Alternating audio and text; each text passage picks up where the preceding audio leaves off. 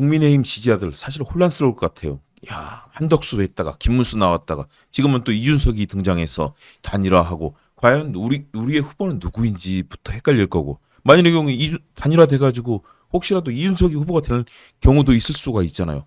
국민의힘 지지자들 굉장히 어려울 것 같아요. 이준석이 후보가 될 가능성은 죄송하지만 없을 것 같고요. 물론 저도 그렇게 생각하지만 예. 정치는 모든 걸 열어놓고 일단 봐야 되거든요. 예, 그리고 뭐 여론조사 상으로도 이준석이 단일화돼서 양자 조사를 보면 대부분의 국민의힘 지지층이 대부분이라고 좀 표현하기 좀 그렇습니다만은 소수의 지지층이 빠져나가는 효과가 있거든요.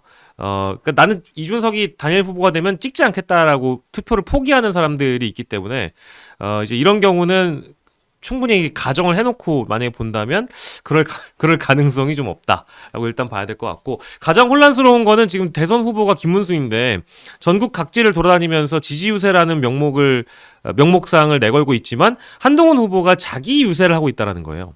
이게 하나가 있고 국민의힘 내부 구조를 보면 일단 당권파인 친윤계가 있고 그 다음에 친한계가 있고 소위 친문순대 계열이 있고 친문순대 계열이 있고 나머지 하나는 윤 어게인파가 있어요.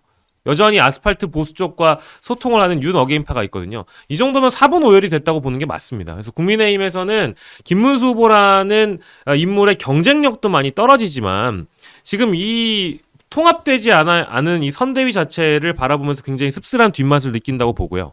그리고 단일화 국면도 이게 김문수, 한덕수의 단일화 전국을 보면서 국민의힘 지지자들은 굉장히 좀 불만이었거든요. 어떻게 그래도 공당에서 이런 단일화 작업을 무리하게 펼쳐서 당원들의 선택을 뒤집고 이 지도부가 이런 선택을 할 수 있느냐 이제 그런 불만이었잖아요. 근데 이번에 또 보면 물밑에서 이준석 후보에게 소위 단일화 거래를 한 것으로 보이는 그 정황이 이제 포착이 됨으로 인해서 정말 이제 투표를 하기 싫을 정도의 감정을 느끼고 있을 거라고 봅니다. 그래서 실제로 뭐 물론 미워도 김문수를 찍어주자 이런 심리가 있겠고 사표 방지 심리가 가장 강하게 발동되는 것이 대선이기 때문에 투표를 포기할 층이 뭐 얼마나 될지는 저희가 여기서 단언하기는 어렵지만 그래도 일부 전통적인 보수이자 내가 국민의힘을 아주 그 전신 계열부터 뿌리부터 지지했던 사람들은 도저히 이제 꼴배기 싫어가지고 이번 대선만큼 포기하겠다라는 심리가 들 것 같다. 반대의 예를 들어보자면 이명박 정동영 후보가 맞붙었던 2007년 대선을 생각을 해보면 그때는 제 주변에 있는 정동영 지지자들 혹은 민주당 지지자들이 실제로 투표장을 안 간 경우가 많았어요. 자, 거기서 지금 부정선거 논란이 많고 영화까지 만들어졌잖아요. 그래서 야, 이거 걱정된다. 사전투표 하지 말자. 하지 마라. 이런 얘기가 돌고 있고 네. 아예 본투표도 하지 말자. 믿을 수가 없다. 그 본투표 안 해야 되는 거 아니냐. 네. 사전투표 거부하고 부정선거라면. 자, 이런 비판들도 나오고 있어요. 네. 어떻게 보십니까? 눈빛이 지금 너무 뜨거우셔가지고 그분을 결국 모셔오면은 그 안철수 후보가 네네. 이런 상황에 대해서 꼭 이렇게 얘기를 할 것 같습니다. 미친 놈들입니다. 어떻게 사전 투표를 포기합니까? 뭐 이런 얘기를 하실 것 같은데. 네네. 좋습니다. 좋습니다. 네. 네. 근데 이제 이게 말이 안 되는 거죠. 투표를 포기하자고 얘기하는 사람들은 그러면 윤석열이 당선된 것도 그러면 인정을 안 할 겁니까? 아니 그렇잖아요. 오세훈 시장은 어떻게 할 겁니까? 아니 이재명 후보도 부정선거론자들에 대해서 이번에 유세 과정에서 명명백백하게 밝혔잖아요. 아니 민주주의에 꽂힌 선거를 안 할 거면 투표를 안 할 거면 왜 굳이 우리가 조기 대선을 치릅니까? 그 조기 대선의 책임은 또 누구에게 있습니까? 그 책임이 있는 쪽에서 부정선거론을 얘기하거나 뭐 사전투표가 아니라 본투표에 가자라든지 아니면 투표 자체를 포기하자라고 얘기하는 것은 시민의 권리를 뭐 자기가 포기하겠다는 거니까 뭐 그 뜻이야. 뭐 기권도 하나의 의사표현이니까 존중은 하지만 이 선거에 대해서 부정적으로 인식을 하면서 부정선거라고 주장을 할 거면 차라리 그냥 김문수를 찍지 말고 황교안을 찍으시든가요. 아니 그런데 극우 강사인 전환길 네. 씨 같은 경우 지금 나서고 있잖아요. 여기에 대해서 야 이게 뭐 아군이냐 적군이냐 이 국민의힘 내부에서도 이런 목소리들 나오고 있어요. 이 전환길 강사의 모습 이 지그시 눈을 감은 할아버지 같은 시골 할아버지 같은 윤석열 옆에 서서 굉장히 강한 목소리로 부정선거 영화 제작까지 했는데 이 행보는 어떻게 보세요? 아니 저는 이것도 제정신 아니라고 봅니다. 그러니까 제정신은 아니고요. 저는 그 넋이 나갔군요. 넋이 나간 것 같고요. 저는 부정선거를 이야기하시는 분들은 여전히 그 망상에 사로잡혀가지고 못 벗어나고 있는 건데. 되묻고 싶은 거는 그러면 기존에 있었던 선거 결과나 특히 윤석열이 뽑힌 선거는 그럼 부정선거가 아니냐고 물어봐야 됩니다. 그리고 지난 총선에서도 국민의힘이 가까스로 108석을 했는데 그럼 그것도 부정선거의 결과라고 지금 인식하고 있는 거잖아요. 그러면은 그 전에 있었던 오세훈 시장의 선거도 그럼 부정선거고 모든 선거가 부정선거라는 인식을 못 버리고 있는 거잖아요. 그래서 선관위가 밝히라고 하고 있는데 그러면 저는 선관위도 보면 선관위의 선관위원장을 지목한 것도 윤석열이고요. 선관위의 사무총장도 윤석열의 친구입니다. 그리고 선관위의 사무총장도 국회에 나와서 그런 일이 없다라고 딱 잡아떼지 않았습니까? 그렇죠. 그럼 뭐 더 어떻게 설명을 해야 될지 모르겠어요. 그러니까 저는 지금 우리가 아무리 반지성주의 시대에 살고 있고 음모론적 시대에 살고 있다고 하더라도 이미 그 윤석열이라는 집단이 부정선거를 주장함으로 인해서 판판이 깨진 근거들이 다 있거든요. 이미 이건 사법부가 정리해준 그 판결도 있어요. 그럼 우리 사법부를 부정하겠다는 얘기입니까? 그럼 사법부를 부정할 거면 구속, 취소, 인용에 대해서도 부정을 해야 되겠네요. 그렇죠. 그런 부정선거론자 중에 대표적인 또 황교안 후보가 있습니다. 네네. 자, 최소한 선거 비용 수십억 원 들 텐데요. 지금 사퇴하지 않고 끝까지 지금 가고 있습니다. 그런데 유세차도 거의 안 보이고 황교안 후보는 대체 어떤 생각일까요? 그러니까 부정선거를 알리기 위해서 나온 거 빼고는 별 의미를 찾을 수 없는 출마인 것 같아요. 그 3억도 어디에서 마련했는지는 모르겠거든요. 근데 이번에 혹시 그 군소 후보 토론회 보셨습니까? 거기서 탈탈 털리던데요. 그러니까 말도 제대로 못하고. 오히려 죄송하지만 전과 17번 후보보다 황교안 후보가 더 제정신이 아닌 것 같은 그런 말씀들을 많이 그러니까 하셨어요. 홍준호 후보가 훨씬 더 거기서 멋졌다라는 그런 평들이 나와요. 그러니까 시작부터 끝까지 부정선거라고 계속 주장을 하시고 그렇죠. 문재인 대통령도 부정선거라는 뉘앙스로 계속 말씀을 하셨거든요. 그러니까 이게 저는 사실 그 장면을 보면서 안타까웠던 것은 그래도 국무총리까지 하시고 그리고 문재인 후보가 뽑혔을 때의 선거까지 우리가 부정이라고 만약에 주장을 한다라고 할 거면 권한대행이 누구였는지를 봐야 되잖아요. 그 그렇죠. 권한대행이 황교안 권한대행이었거든요. 그러니까요. 그 선거 관리의 책임이 그때 황교안 권한대행에 있는 거거든요. 그러니까 이제 이 모든 대한민국의 선거를 부정선거라고 인식하고 있는 사람들의 그 맥락이라는 게 일단 논리적으로 맞지가 않다. 그 말씀을 꼭 드리고 싶습니다. 그러니까 거울을 좀 보셨으면 좋겠어요. 또 다른 부정선거론자 정광훈 목사를 지칭하는 이 정광훈이라는 인물은 요즘 좀 조용하네요. 집회를 못해서 그러나요? 수사를 받아야 될 대상이기 때문에 네. 아무래도 하나하나가 지금 증거가 되기 때문에 얌전히 지내야 되지 않을까요? 조사받을 때 대비해서 증거를 남기지 않기 위해서 예. 말을 줄이고 있다. 이미 그 서부지법 폭동과 관련해서 이 폭도들이 102명 정도, 96명 정도가 이미 기소됐고 재판에 넘어간 상황이거든요. 그래서 이제 그 1심 선고가 나오고 있는 상황인데 전광훈이나 이 폭동을 마치 선전하고 선동한 것으로 보이는 유튜버들이나 이쪽 계열은 수사가 제대로 이루어지지 않고 있다는 대목이 있습니다. 이제 요거가 걸려 있기 때문에 상당히 대중적인 활동을 좀 조심하는 거 아닌가라는 생각이 좀 들고 정광훈 목사의 경우에는 사실 그 대선 후보 출마 선언까지도 했다가 공직 출마 자격이 없다라는 게 또 뒤늦게 밝혀졌어요. 그러니까. 그래서 결국 출마를 못한 거거든요. 그 대리인의 자격으로 황교안 후보가 나온 것 같지는 않고 둘은 또 다른 계열의 활동을 하고 있기 때문에 전광훈 목사는 아마도 차후에 이 보수 세력이 어떻게 재편되는지를 지켜보고 이번 대선 결과에 따라서 김문수 후보를 지원 유세를 할 것인지 앞으로 당권을 투쟁하는 과정, 당권을 획득하는 과정에서 김문수 후보를 지지할 것인지 말 것인지 아마 선택을 좀 조율하고 있다라고 봐야 되겠습니다. 한 인물만 판단해 보겠습니다. 손학규. 네. 과거 민주당의 지도자였던 대표까지 한 분인데 지금 김문수 후보 지지 연설도 했고요. 거기서 갑자기 김문수가 아니라 이재명 지지 선언도 갑자기 하고 굉장히 혼란스러운 상황입니다. 과거에 대표까지 했던 분이 지금 이 손학규라는 과거에 존경도 받았던 분인데요. 어떻게 된 걸까요? 저는 뭐 이제 그 인물들의 면면을 보건데 손학규 사실은 죄송한 얘기지만 이낙연, 김부겸 과거에 이제 훌륭한 정치인들로 표현이 됐던 이런 총리급 대선 김부겸 주자급 총리는 지금 선대위원장이니까. 그렇죠. 아니 근데 뭐 저도 김부겸 결은 좀 다른 것 같고요. 뭐 선대위원장을 하시지만 저는 이 대선 경선 국면에 김부겸 총리가 보여줬던 그런 모습에 대해서는 굉장히 막 강하게 비판한 적도 있거든요. 그러니까 이게 자신들이 기회주의와 욕망에 따라서 혹은 시류에 따라서 움직이는 정치인이었구나. 결국에 그런 생각이 들고 어제 해프닝이었겠지만 손학규 전 대표가 등장하셔가지고 이재명의 이름을 연호한 그 모습을 보면서 뭐 하나의 안타까운 장면이었다. 저는 이제 그게 맨 처음에 그 영상을 보고 좀 제가 잘못 들은 줄 알았어요. 그러니까요. 예, 이 원래는 거기에서 김문수 지지를 선언하셔야 되는데 이재명의 이름을 2번인가 연호를 하셨더라고요. 그렇죠. 근데 들었던 청중들이 뭐야라는 반응이 나오니까 그제서야 이제 수정을 하게 되는 그런 촌극을 벌였는데 저는 이제는 이선 후퇴를 하시고 정치에 대해서 어디까지나 조언 정도에 머물러야 되는 분들이 특정 후보를 지지하면서까지 이 유권자들의 앞에 나서서 활동을 하시는 게 일단 바람직한지 잘 모르겠고요. 그리고 두 번째는 메시지 자체가 시대 정신과 맞지 않다. 손학규 전 대표가 과거에 보여줬던 정치가 사실은 저녁이 있는 삶 이런 훌륭한 슬로건을 내걸었던 적도 있었거든요. 그리고 유권자들의 반응들도 뜨거웠던 때가 있었습니다. 그렇죠. 근데 그때는 그때 보여줬던 정치와 지금 손학규의 모습이 어떻게 다른지에 대해서 한 번쯤 본인이 좀 자문해 보셨으면 좋겠습니다.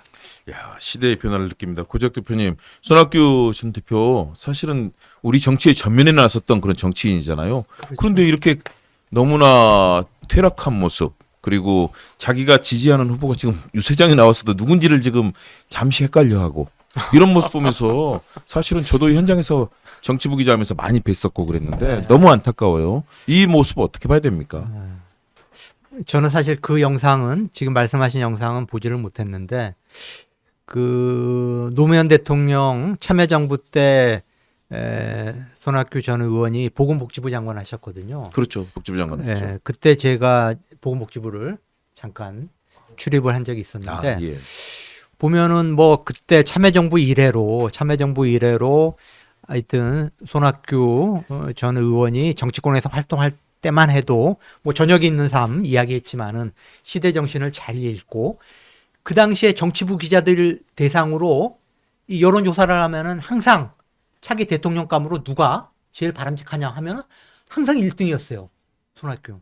근데 이 아주 합리적이고 뭐 역량도 있으신 분이고 공부도 많이 하신 분이고 그렇죠. 옥스퍼드에서 그렇죠. 공부했고 서강대에서 정형외과 그렇죠. 교수도 하고 그렇죠. 그런 부분 있죠. 그런 부분들 어쨌든 정치부 기자들 사이에서는 아주 손학규 같은 사람이 대통령이 됐으면 좋겠다라는 여론이 형성될 정도로 인정을 받으신 분이었는데 글쎄요. 그게 그런 그 꿈들이 뭐 사실 뭐 김부겸 전 총리도 그렇고 상당히 좀 합리적이고 온건하고 하신 분들이지만은 또 대중적인 지지도는 또 높지가 않잖아요. 사실 그렇죠. 손학규 같은 분도 이 대중적인 지지도가 따라주지가 않으니까 결국 좌절하고 하면서 이 좀 사람이 그런 그 어려운 그런 과정을 자꾸 거치면서 사람의 의식도 좀 바뀌는 게 아닌가. 좀 굉장히 좀 안타깝습니다. 그렇죠. 네. 지금 이 모습은 과거에 시베리아로 나간다면서 네. 탈당하고 새로운 정치를 모색했던 모습과 네. 완전히 달라졌습니다. 예. 저녁에 있는 삶을 위해서 우리 국민들의 일상을 지키겠다던 그 다짐도 예. 지금은 사라진 것 같고요. 예. 참 안타까운데요. 그런 흐름이 바로 지금 국민의힘 내부에 부정선거론 그리고 사전투표도 거부하고 헌정 파괴 세력인 내란범 윤석열을 옹호하고 공범들을 같이 동조하는 모습. 지금 한국 정치의 퇴행 현상이 일부에서 나타나고 있는 것 그 모습 아닙니까? 그렇죠. 사실 이번 대선은 윤석열의 헌정 파괴, 내란 그로 인한 파면으로 지금 진행되는 선거 아닙니까? 조기 대선이죠. 그렇죠. 사실상 내란 종식을 위한 그리고 내란을 종식시키고 새로운 대한민국을 만들기 위한 그런 과정을 지금 우리가 겪고 있는 건데 아니 국힘이 내놓은 그 김문수 후보는 정광훈하고 같이 자유통일당 만들었던 극우 중에 극우 아닙니까? 그리고 윤석열의 내란에 대해서 손을 절연을 못하고 계속 눈치를 보면서 지금까지 왔잖아요. 그리고 윤석열이 그 엊그제 아까 말씀하셨듯이 전환길이 제작한 그 부정선거 다큐멘터리 네. 그거를 윤석열 초대해가지고 둘이 앉아가지고 봤잖아요. 보고 그렇죠. 국힘 내부에서도 이런저런 지금 우려의 목소리가 나오는데 김문수 뭐라고 그랬어요?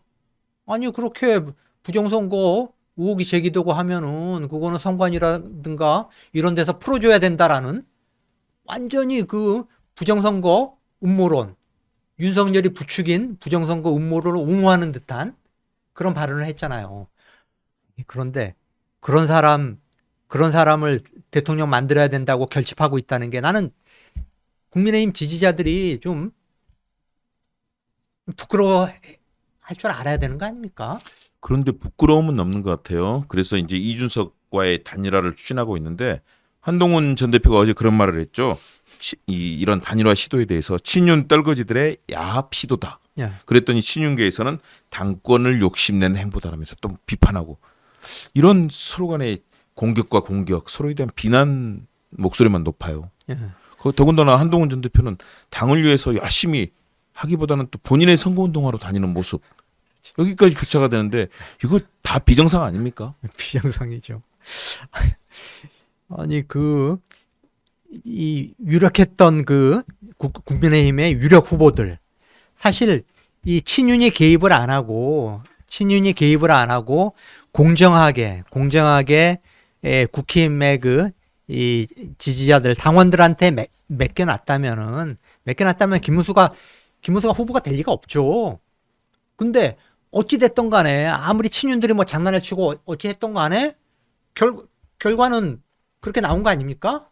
그렇죠. 그리고 한덕수 끌어들여 가지고 어떻게 또 뒤집으려고 쿠데타를 또 기도하다가 이제 무산이 됐고 그래서 최종적으로 김문수가 됐으면은 아무리 함량 미달이고 극우 정치인이라고 해도 국힘의 최종 대선 후보로 선출이 됐으면은 그 경쟁에 나섰던 사람들이 같이 힘을 모아가지고 도와주려고 하는 게 그게 정치인의 기본적인 도리죠. 그런데 홍준표는 아이씨 열받아가지고 국힘 비난하면서 정계 은퇴 선언하고 하와이로 떠나버렸죠. 또 하와이에서도 계속 국힘 비난하는 문자 내다가 특사단이 가가지고 읍수하니까 그래 알았어. 내가 그러면은 대선 끝날 때까지는 내가 조용히 있을게. 예? 그리고 뭐 말로는 그 사람들한테 뭐 유상범, 김대식 찾아간 특사단한테 뭐 여전히 뭐 나는 국힘을 지지하고 있어라고 말을 했다지만은 자기가 페이스북에는 자기 입으로는 그런 얘기를 또 안 하고 있고요. 이건 어디까지나 유상범, 김대식 의원의 전원일 뿐인 거고. 아니 그리고 말씀하셨듯이 한동훈은 또 자기 선거 운동하고 있고 대선 끝나면은 이제 당권을 잡기 위한 자기 선거 운동하고 있고 이런 개판 정당이 어디 있습니까? 완전히 쓰레기 정당인데 그런데도 우리가 남이가 해가지고 지지자들은 뭐 김문수 대통령 만들겠다고 저러는 모습을 보면서 저게 과연 시대 정신을 읽고 역사 의식이 있는 국민들인가? 전 참 야, 우리 참담합니다. 고작 대표님 화나셨습니다. 참담해요. 쓰레기 정당이라는 표현까지 쓰시면서 사실 지금 이 양상을 가리켜서 나오는 용어 중에 하나가 삼해치의 난이라고 합니다. 삼해치는 홍준표의 난, 한덕수의 난, 그리고 한동훈의 난. 한덕수는 아예 손학규 전 대표랑 만났는데 자기는 하지 않겠다. 권유를 했더니 그랬다고 하잖아요. 거기다 한동훈 대표는 자기 정치하고 있고 홍준표 전 시장은 멀 2억 당 하와이에서 또 자기 운신의 폭을 넓히고 있습니다. 이 참 비정상적인 상황. 그렇죠. 삼해치의 난이라고 부르더라고요. 비정상의 극치를 달리고 있는 거죠. 제가 글쎄요, 뭐 저도 뭐 제 개인적으로는 저는 중도 보수 성향에 제가 뭐 한국일보 사실 중도 보수 신문이거든요. 한국일보에 오랫동안 몸담았고 그렇죠.